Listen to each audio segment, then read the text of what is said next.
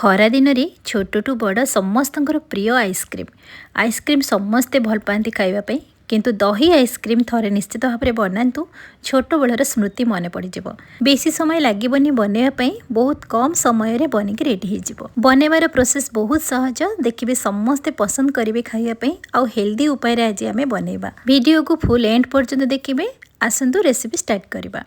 ये मु गोटे बाउल रे अल्प मखाना काजू नहीं आउ आलमंड्स किसी नहीं भल से पानी रे भिजी सारा पर आलमंड रो चोपा छड़े ने आपण क्वांटिटी हिसाब से बेसी कम करें मुझे अल्प अल्प क्वांटिटी रे नहीं मखाना जितेबले पानी रे भिजेबे मात्र 5 ରୁ 10 मिनिट पर्यंत भिजेबे अधिक समय भिजेबेनी। तो ये आम सब जिनस को गोटे ब्लेंडिंग जार ऐड करवा से आम गोटे गिना दही ऐड करवा। दही ये फ्रेश दही ने आपड़ बेसी खट्टा दही नेबेनी। मीठा पाई मुझे हाफ कप चीनी ऐड करी चाहिए मिश्री नहीं पारे।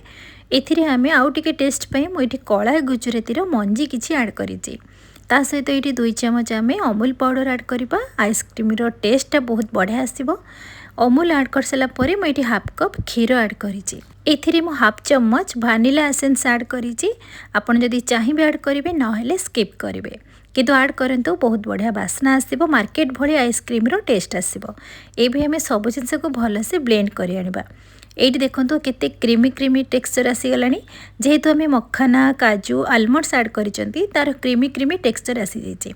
आउ टिके क्रीमी आउ टिके टेस्टी बनवाई मुझे क्षीर को गरम करके ठंडा करिया को छाड़ी देइथिली। तार देखंतु सर केमती पड़ जाइए। ये जो सर आम आइसक्रीम रे ऐड करवा तो क्वांटिटी हिसाब से आप बेसी कम करें जेहेतु मु अल्प आइसक्रीम बनई से अनुसार मु 3 ରୁ 4 चमच ये क्षीर सर ऐड करी। तो एबे क्षीर सर ऐड कर सारा पर भल से पुणी आम ब्लेंड करनबा।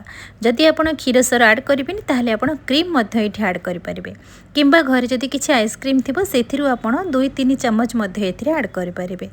ये भाव में देखो आइसक्रीम टेक्सचर केमती क्रीमी क्रीमी हो जाइए। तो एबे आम आइसक्रीम जमेवाई मुझे आइसक्रीम मोल्ड नहीं आप ग्लास गिना जेकोसी कप्रे आइसक्रीम बन पारे।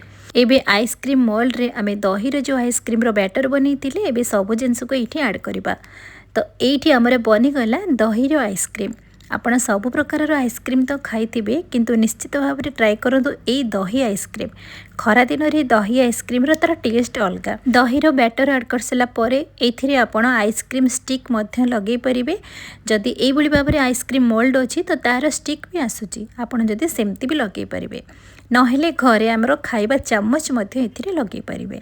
एबे आमर आइसक्रीम बनिक रेडी हो गला। एबे फ्रीजर रे गोटे राति आपण सेट पई छाड़ी दियंतु। ता पर दिन देखंतु आइसक्रीम आमर बनिक पूरा सेट हो जाइए।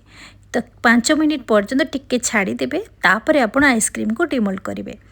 ये देखिए जानी पारुथबे केते सुंदर भाव में क्रीमी क्रीमी आमर दही आइसक्रीम बनिक रेडी हो गला।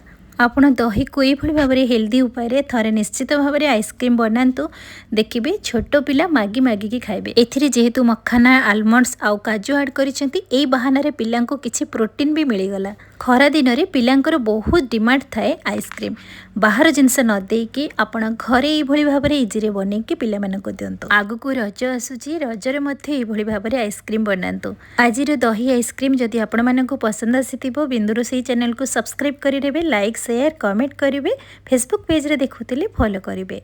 पुणी देखा नुआ रेसिपी सहित से पर्यंत रहुछि नमस्कार।